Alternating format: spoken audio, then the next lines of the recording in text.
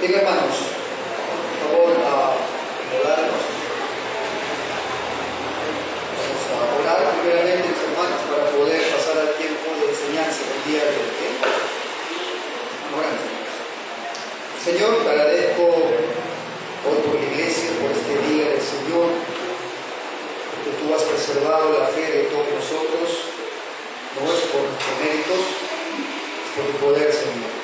Has conseguido gracia para el tiempo de cantos. Te ruego también ahora, por favor, de conceder gracia para la predicación. Suple, por favor, mis carencias. Concede al hermano atención, que juzgue el mensaje del día de hoy, si lo haya bíblico, que lo una al conjunto de principios y que lo ponga en obra. Te lo pido en el nombre de Jesús. Amén. Bien, hermanos, vamos a buscar segunda de Pedro 1, versículo 12 al 15. Ese va a ser el texto de estudio del día de hoy.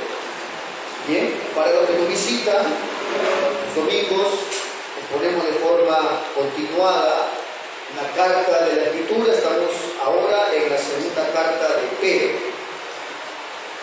Entendemos que es la mejor forma de predicación,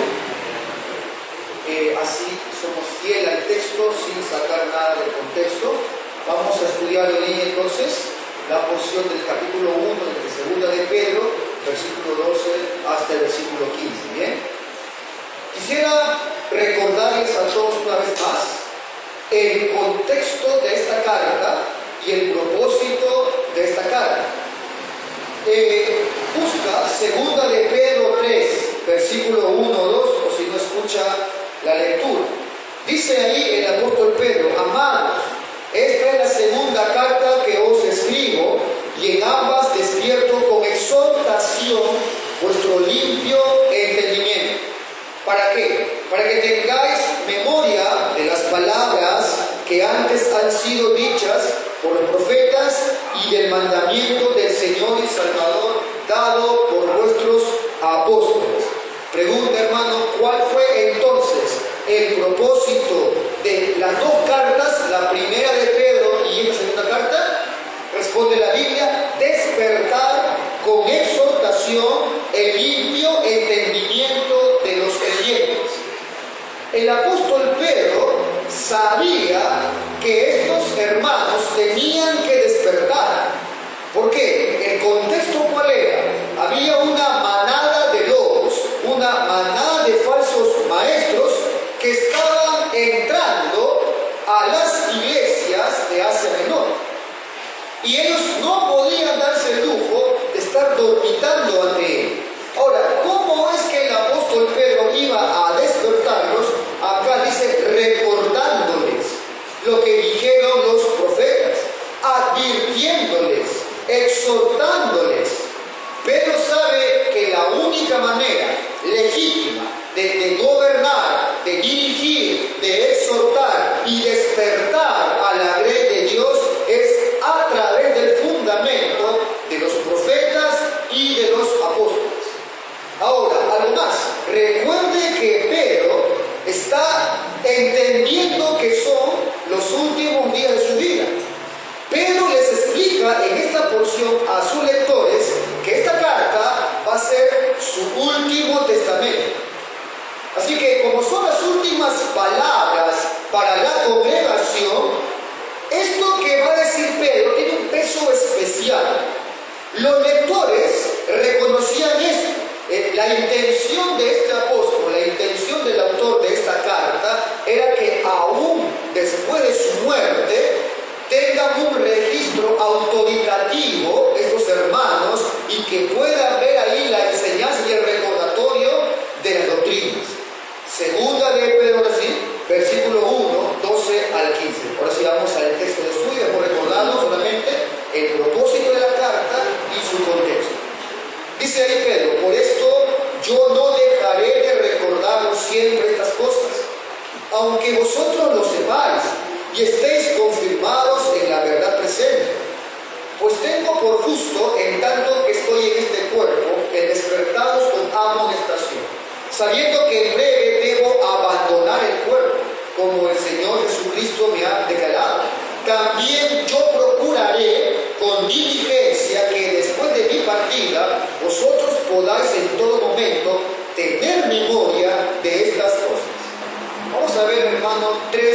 pensamientos, 3 puntos en el sermón del día de hoy. Primero, la debilidad y dependencia de los creyentes. Segundo, el contexto de este recordatorio. Y tercero, el compromiso verdadero de un pastor. El tema, hermano, de esta porción es: la debilidad y dependencia de las ovejas requiere un compromiso diligente de parte de los pastores.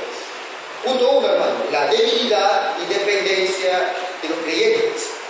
Note, hermano, que Pedro no arranca diciendo: ustedes que están bien descarriados y ahora esa es la razón que yo debo exhortarles y otra vez darle los fundamentos. No, ¿verdad?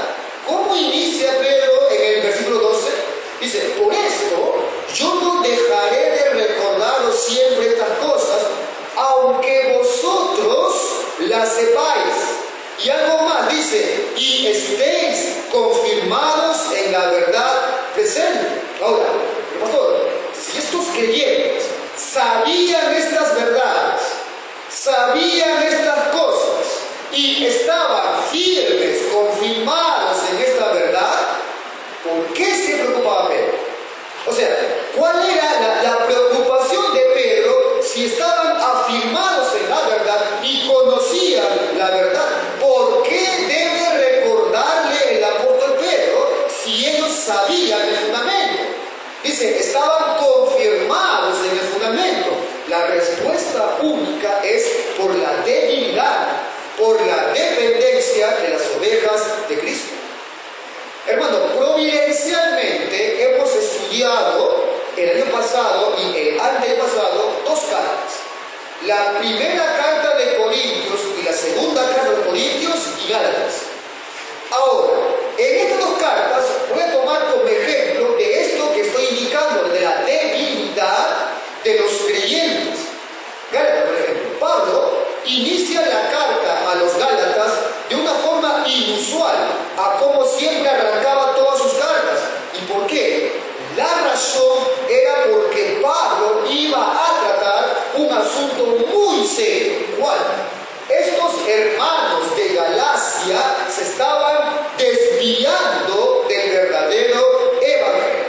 Se estaban desviando del verdadero evangelio. Ahora bien, alguien puede decir: pastor, pero si se estaban desviando del verdadero evangelio, entonces era porque no eran realmente creyentes, sino que eran falsos creyentes. Esa es la muestra, pastor. Error. Amados hermanos, esta misma expresión que acabo de poner como ejemplo, hoy se usa lamentablemente sin comprensión. Aquel que usa este argumento cuando ve a un hermano flaquear o aún apartarse, y lo digo con mucho cuidado, no se ha percatado aún de la maldad que hay en su corazón. No se ha percatado, es un ciego en cuanto a la capacidad que tiene la naturaleza pecaminosa del hombre y que te puede llevar incluso a cometer pecados terribles. Ahora, por supuesto, hermano, que alguien que es un apóstata de la fe y muere así, la evidencia clara y bíblica es que nunca fue un verdadero creyente. Pero no es de eso que estamos hablando ahora, sino que descartar o pensar que un verdadero cristiano no puede caer tan bajo en su vida espiritual, como de hecho, hermano, los creyentes de Corinto y de Galacia lo hicieron, es peligroso. Mis hermanos, pensar que nosotros somos más capaces o menos torpes debe ser un aviso para aquel que piense así, que está dando pasos falsos y que no está lejos, no está lejos de caer en lo mismo que cayeron los de Galacia y los de Corinto. Ahora, quiero poner un candado a esto que acabo de decir. Pastor, mirad, usted está diciendo entonces que debemos normalizar que un creyente pueda pecar, pueda caer tan bajo, y eso no pone en tela de juicio su su fe genuina. No, hermano, eso no es lo que he dicho. Si estás pensando más bien eso, tú estás buscando una justificación para tus pecados. Y debo recordarte 5 cositas. Primero, cualquier persona que vive una vida pecaminosa, cualquier persona que afirma ser cristiana y no hay disciplina y no hay batalla verdadera por sus pecados, el tal está mintiendo. Él se está engañando a sí mismo. O realmente es un cristiano que está a punto de experimentar el juicio y la disciplina de Dios. El pecado, te recuerdo, deshonra al Señor. El pecado, te recuerdo, dice el salmista, enferma el cuerpo. El pecado estropea el gozo. El pecado destruye el testimonio. El pecado pervierte la mente. Segunda cosa, debes saber que el castigo, la disciplina por el pecado actual también alcanza a los creyentes. Los impíos serán castigados por la ira de Dios, pero los creyentes serán también sancionados por la mano correctiva y amorosa de su Padre. Tercero, debes saber que hay castigos y consecuencias que son el resultado natural del pecado. Son las consecuencias naturales del pecado, del cual, hermano, los hombres no pueden escapar, porque son consecuencias naturales y necesarias del pecado. Un hombre, un creyente, no se salva de la disciplina porque se arrepintió. Dios le salvó de la condenación. En algunos casos, mis hermanos, las consecuencias de nuestros pecados se pueden mitigar hasta suprimir por los medios que Cristo da y que pone a tu disposición, pero en otros casos permanecen y sirven como un constante recordatorio de su vida pasada. Job 4:8 dice: como yo he visto, los que harán iniquidad y siembran injuria la segarán. O el proverbista en el 5 es el padre que le habla a su hijo, corrigiendo, advirtiendo. Le dice que muchos morirán por falta de corrección, otros errarán por lo inmenso de su locura. Por ejemplo, el hombre perezoso cae en la pobreza. Dios le justifica en Cristo, pero sus actos trajeron a su familia al desborde. Pregunta: ¿puede Dios usar medios para sacarle de ese hoyo a él y su familia? Sí. ¿Está obligado? No. ¿Por qué, pastor? Porque él no prometió eso. ¿Cuántos creyentes pobres hay en medio de las congregaciones? ¿Y por qué? Por las consecuencias de su simpleza, de sus pecados antiguos y aún de sus pecados actuales. Un borracho se arruina, a él y su familia. Un fornicario, una fornicaria que vive una vida ilícita, a pesar de que se le advirtió, Dios le puede alcanzar. Se ordenaron, se casaron. Pregunta: ¿arregla ello todas las consecuencias sociales y familiares que pudo haber traído eso? Pues siempre, hermanos. Pues siempre. Puede llevar el estigma de su desobediencia. He ahí una joven libertina, un joven promiscuo, contrae una enfermedad repugnante e incurable. Dios le justifica, llega a Cristo, Dios le limpia de sus pecados. Pregunta: ¿les libra a Dios de la enfermedad? Lo puede hacer por misericordia, pero no es la regla, hermano. El punto es, hay consecuencias. Así como un criminal que fue justificado quedará agobiado por la vergüenza, y cuando salga libre fuera de esas prisiones, tal vez se encuentre extremadamente difícil comenzar de nuevo su vida. Ahora, ¿varía esto, hermano, en la vida de un creyente? Dios ha tenido misericordia de muchos de nosotros, de haber alivianado las consecuencias de nuestros pecados.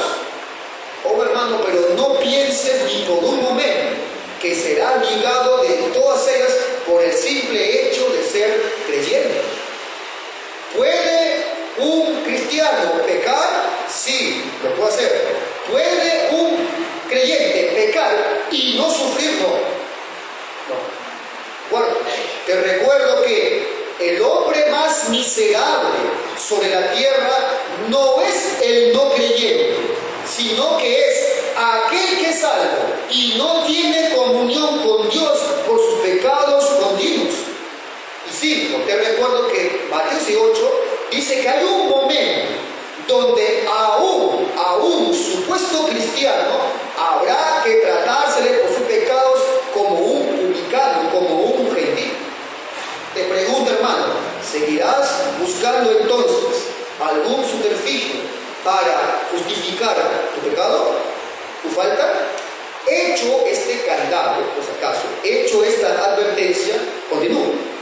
Los Gálatas, estos hermanos de Galacia, se estaban desviando del verdadero evangelio. Te recuerdo, amado hermano, que nosotros, ni tú ni yo, somos ni más justos ni más regenerados que ellos. Te recuerdo que el mismo espíritu que habitó en ellos, Corintios y Gálatas, es el mismo que habita en nosotros. Y te recuerdo que el remanente de pecado, que era una realidad en ellos, es también en nosotros una realidad. Veamos algunos ejemplos de estas cartas. Tome nota, sea humilde, hermano. Contemple la debilidad del creyente y su dependencia de ser pastoreado, y pidamos que Dios los guarde. Dice Pablo a los Gálatas en el 1, versículo 6, y dice a Pablo esa carta hablando de estoy maravillado. Y no es que, oh, qué maravilla, no, estoy aterrado, estoy asombrado de que tan pronto os hayáis alejado del que os llamó por la gracia de Cristo para irse a buscar un evangelio diferente. Ah, pastor, pero de repente capaz que no se le predicó el verdadero evangelio, capaz que era un evangelio carismático de prosperidad, capaz que no escucharon realmente el evangelio. Dice en el 3:1, oh insensatos, ¿quién os fascinó para no obedecer a la verdad? Se le presentó la verdad. Dice, a vosotros, ante cuyos ojos Jesucristo fue presentado claramente. No es que habían escuchado una falsa verdad, conocían la verdad y habían ido tras un evangelio diferente. Ah, pastor, de repente es que ellos siempre anduvieron descargados. Capaz que estos hermanos, desde que comenzaron su vida en la fe, eran blandengues, eran inmaduros. No. Dice en el 5:7 de Gálatas, vosotros corríais bien.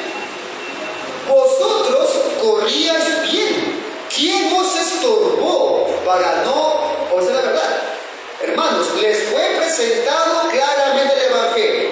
Jesucristo fue claramente presentado ante los ojos de los Gálatas. Habían iniciado bien su camino. Dice, corrías bien. Pero ahora se habían rápidamente desviado a otro evangelio. ¿Por qué? Segunda de Corintios 11, versículo 1 al 4. Dice Pablo, ojalá me aguantaseis un poco de locura. Dice, sí, toleradme. De forma irónica. Porque os celo con celo de Dios, pues os he desposado con vuestro esposo, para presentaros como una virgen pura a Cristo. Pero temo que como la serpiente, con su astucia, engañó a Eva, vuestros sentidos sean de alguna manera extraviados de la sincera fidelidad a Cristo. Porque si bien alguno, predicando a otro Jesús, que el que os hemos predicado, o si recibís otro espíritu que el que habéis recibido, dice, otro evangelio, el que habéis aceptado, dice, bien lo toleráis. Los Gálatas corrían bien. engañados, fueron fascinados y rápidamente se habían alejado del verdadero evangelio. Y ahí que Pablo los ve eso aterrados. Los corintios tenían un concepto de sí mismo mucho más alto que el que debían tener. De ahí que Pablo le dice en su primera carta, así que el que piense estar firme, mire que no caiga. Ahora, hermano, ¿por qué traigo estos ejemplos de estos hermanos de Galacia y de Corinto? Porque el apóstol Pedro les va a recordar algo. ¿Y por qué? Por la debilidad nuestra, por lo incapaces que somos.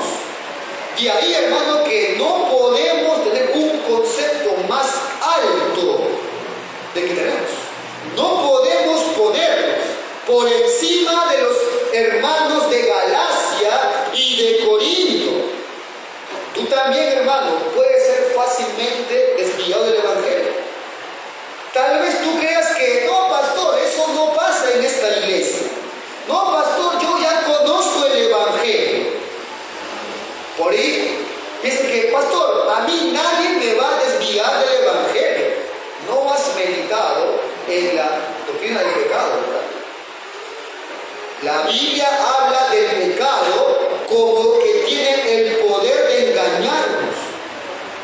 Y habla del pecado que entorpece las facultades nuestras motivaciones, nuestra forma de pensar, a tal punto que cuando uno ya se ve enlodado, está caminando por una vida miserable. Y el apóstol Pedro él sabe que estos creyentes a quien escribe estaban afianzados en el fundamento de la verdad, pero él también sabe que corren peligro, porque los falsos maestros estaban por entrar y el remanente del pecado era una realidad en la vida de todo creyente y que podían fácilmente y rápidamente ser desviados para desobedecer el evangelio.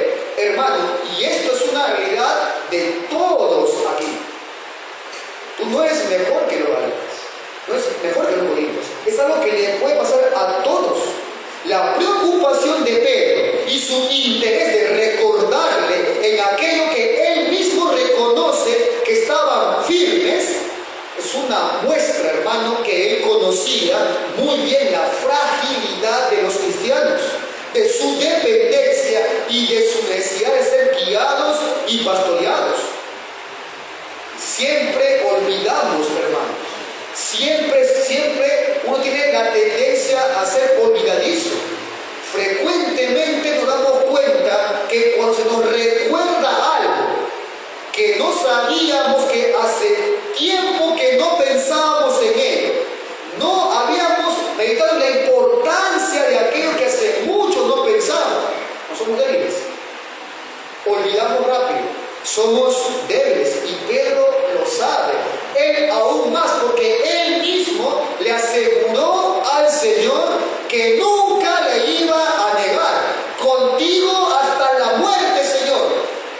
Y le negó 3 veces, y aún con maldición. Así que, bueno, eran las últimas palabras para esta iglesia de parte del apóstol. Él sabía que su hora estaba cerca. Él sabía que estaba a punto de partir, como dice él.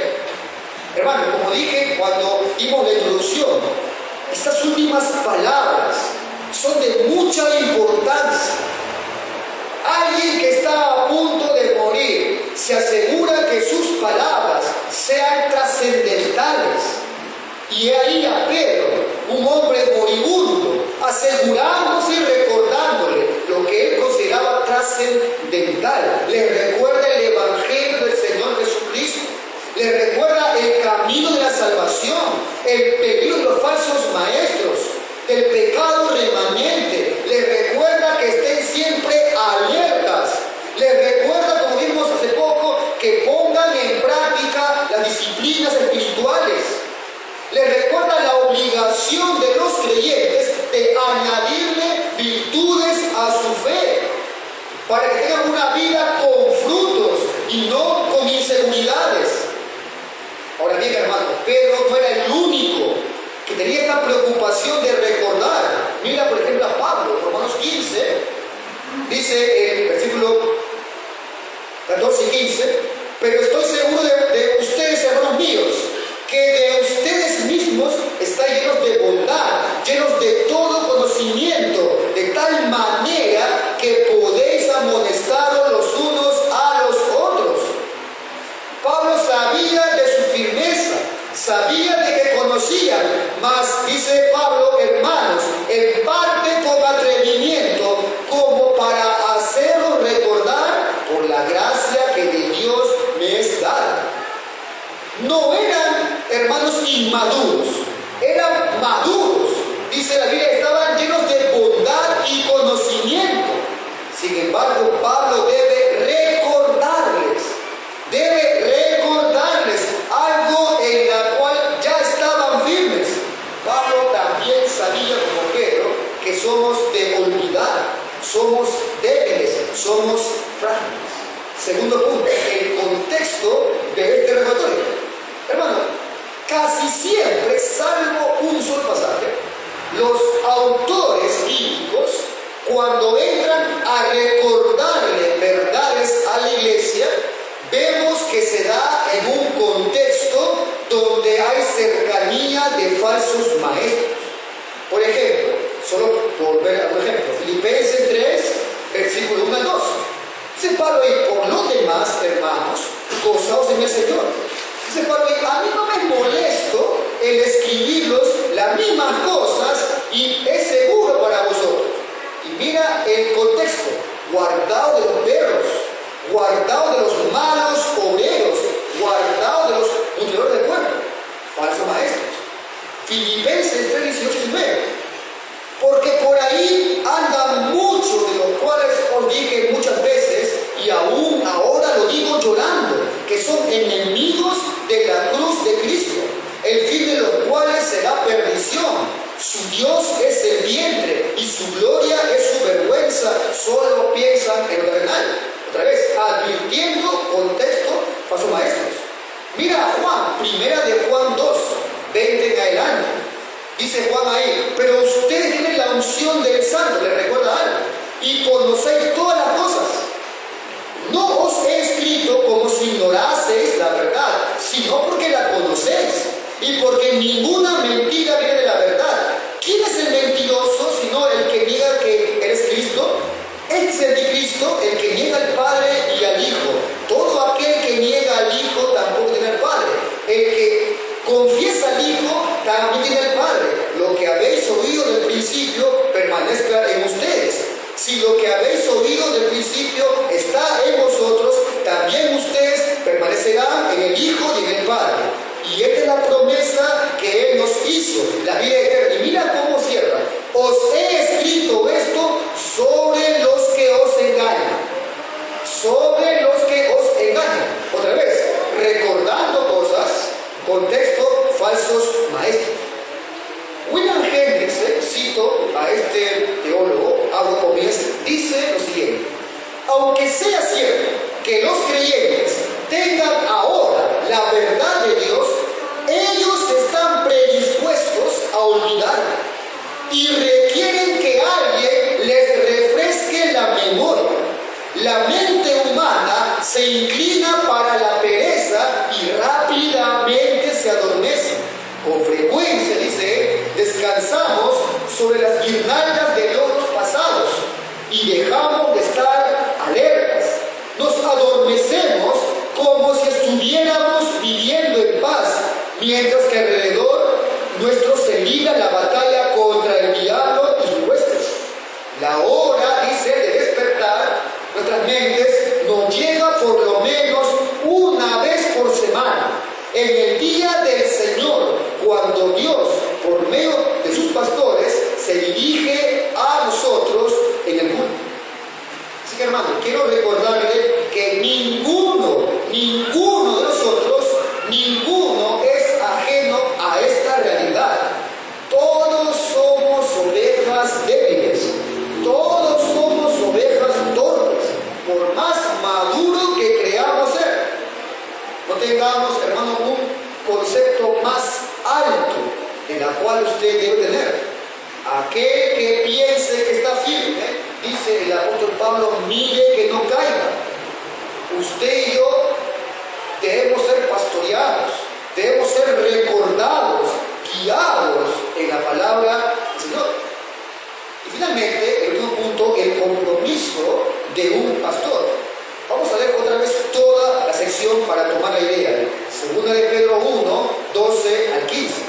Por esto, dice Pedro, yo no dejaré de recordarles siempre estas cosas, aunque ustedes las sepáis y estén confirmados en la verdad presente, pues tengo por justo, en tanto que estoy en este cuerpo, el despertaros con amonestación, sabiendo que en breve debo abandonar el cuerpo, como el Señor Jesucristo me ha declarado.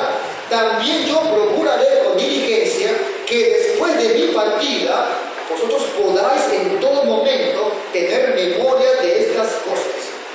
Vimos cómo Pablo, Pedro y Juan le escriben a sus lectores recordándole, ¿verdad?, acerca de estos fundamentos de la verdad, de aquello en lo cual ellos han creído, y esto lo hacen en un contexto de falsos maestros. En el caso de la carta de Pedro es lo mismo, porque Pedro desde el segundo capítulo va a denunciar y va a describir a los falsos maestros. He ahí, hermano, la preocupación de este pastor. He ahí la urgencia de recordarle a estos creyentes lo que ya sabían, para que no se duerman y sean capturados por esta manada de lobos. Ahora, Pedro dice, sabiendo que en breve debo abandonar el cuerpo. Era inminente la partida de Pedro, pero su preocupación no era por su vida ni por su muerte, era por el rebaño del Señor. Él es diligente en que el pueblo de Dios tenga memoria de la verdad. El evento de su muerte no es acá el énfasis, es más, Pedro no dice voy a morir, dice voy a abandonar el cuerpo. A Pedro no le preocupaba tanto la muerte, le preocupaba que recuerde y tenga memoria de la verdad. El afán de este apóstol, de este pastor, era asegurarse que estos creyentes, aún después de la muerte del apóstol, no sufrieran daño. Pedro era un pastor no por salario. Y Pedro más bien denuncia que había falsos pastores que lo único que les movía era ganancias deshonestas, ganancias del rebaño de Dios. Y ahí, hermano, que un requisito de las Escrituras para un pastor es que no sea codicioso. Esto incluye estar contento con lo que tiene y con lo que Dios le da. Y vemos en toda la Biblia, del Antiguo al Nuevo Testamento, que una cualidad de los falsos maestros es que eran codiciosos, eran avaros. Tito 1, 7, vemos ahí ese contraste que expone el apóstol Pablo. Dice en el 7, porque es necesario que el obispo sea irreprensible, no soberbio, no iracundo, no dado al vino, no pendenciero, dice, no codicioso de cosas honestas. Y mira en el 10 cómo hace ese contraste con los falsos maestros, porque hay aún muchos contumaces, habladores de vanidades, engañadores, a los cuales, 11, es preciso tapar la boca, que trastornan casas enteras, enseñando por ganancias deshonestas lo que no conviene. O sea, no les importaba enseñar lo que se le venga en gana, incluso usando la Biblia como una excusa para sus doctrinas erradas. Les importaba obtener reconocimiento, nombre, dinero, a través de lo que enseñaban. Y de eso, hermano, abunda mucho el día de hoy. La preocupación entonces principal de un pastor es que sea edificada la iglesia en la sana enseñanza. La preocupación de este pastor no estaba en cómo iba a morir, sino cómo iba a ser edificada la iglesia de Cristo. Hermano, y esto Pedro lo aprendió de su maestro, el pastor de pastores. Marcos 1:38, vemos ahí al Señor Jesucristo con la prioridad con la cual vino de su ministerio. Dice ahí Jesús, Él le dijo, vamos a los lugares vecinos para que prediquen también allí, porque para esto he venido.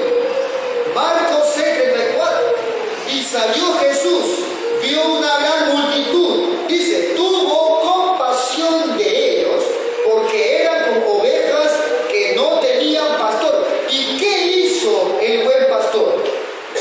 Comenzó a enseñarles muchas cosas. He ahí, hermano, la principal labor del pastor. Pablo también confirma esta realidad. 2 Timoteo 4, del 1 al 8. Te encarezco, le encomienda a este joven pastor, te encarezco delante de Dios y de Jesucristo, que juzgará a los vivos y a los muertos, que prediques la palabra, que instes a tiempo y fuera de tiempo, redarguye, reprende, exhorta con toda paciencia y doctrina. Porque vendrá tiempo cuando no sufrirán la sana doctrina, sino que teniendo comezón de oír, se amontonarán maestros conforme a sus propias concupiscencias y apartarán de la verdad el oído y se volverán a las fábulas. Pero tú, sé sobrio en todo, soporta las aflicciones, haz obra de evangelista, cumple tu ministerio. Y mira que es casi lo mismo que le pasaba a Pedro, porque yo ya estoy para ser sacrificado.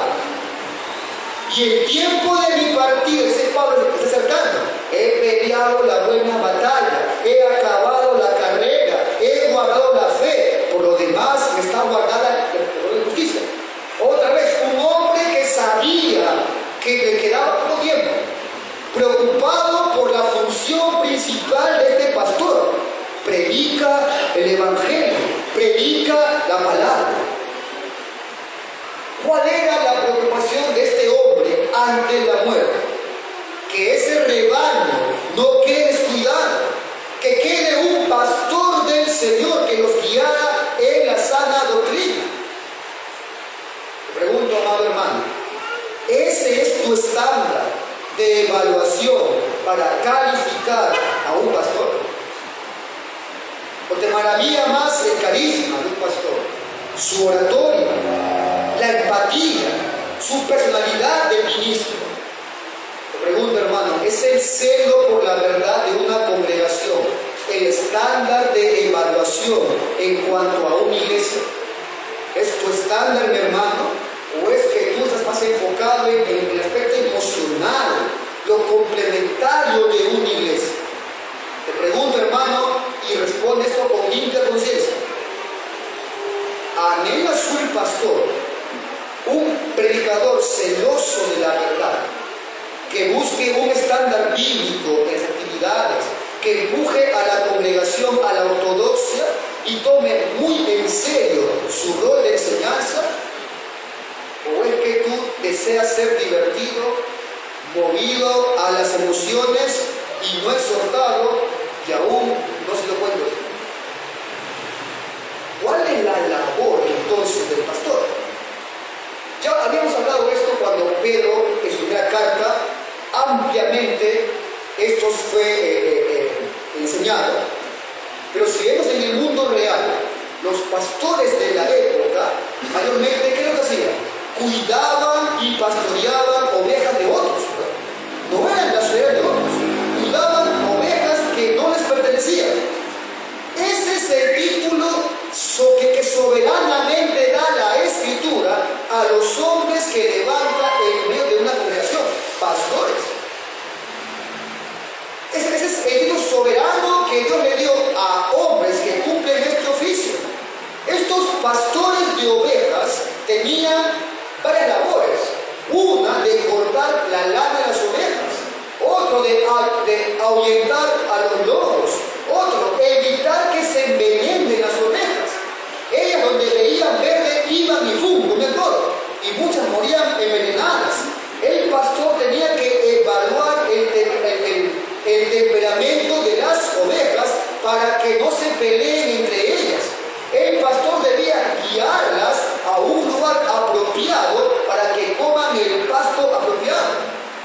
Y Pedro usa esta figura del pastor apacentando la grey para que entendamos que esa es la función similar con el pueblo de Dios. Apacentar es pastorear, o sea, darle buenos pastos, alimentarle de buenos pastos. El alimento que un pastor bíblico da es la predicación de la palabra de Dios. Es la exhortación, es el consejo de Dios. De ahí, hermano, que un pastor, maestro, debe estar sumergido, ocupado, debe tener tiempo para estar sumergido en el estudio de la palabra de Dios. Esa es su responsabilidad, ese es su trabajo. Debe estar estudiando o orando para sus sermones, para que pueda pararse en el púlpito a hablar algo coherente, bíblico y realmente que afecte a la congregación. Esa es su responsabilidad del pastor. Y hermanos, como dije una vez, cuando un pastor, cuando un maestro trabaja duro en ello, se nota cuando se para en un púlpito. Tenemos un problema serio el día de hoy. Tenemos muchos gobernantes y caudillos, pero no pastores. No hay maestros. Hay caudillos, gobernantes, pero hay pocos que se esfuerzan realmente para darle buenos pastos. Terminamos entregándole migajas a las ovejas, no siendo fiel al texto bíblico. No hay predicación expositiva, no hay teología, no hay doctrina, o sea, no hay Biblia, finalmente, mis hermanos. Y todo este esfuerzo del pastor y su responsabilidad tiene una meta: el crecimiento de cada uno de las ovejas. Y que esto infunda la responsabilidad de cada miembro, de cada oveja. ¿Cómo aplicamos esto, hermano? Dos cosas. 4 puntos que debo traer para que recuerden. Hermanos, hemos de recordar, por lo que dice Pedro, que no somos suficientes. Bueno, no somos en sí mismos suficientes. Tenemos urgencia de ser pastoreados. Requerimos el cuerpo de Cristo. No tenga en poco los espacios de edificación que se da en tu iglesia local, en lo cual somos edificados por la palabra del Señor. Nunca pienses que el día domingo es un día más de la semana. Nunca veas el día domingo como un día más. Me levanto como todos los días. Me preparo como todos los días, como si fuese un trabajo más. Nunca veas así, hermano, el día domingo. Es un día diferente que todos los demás.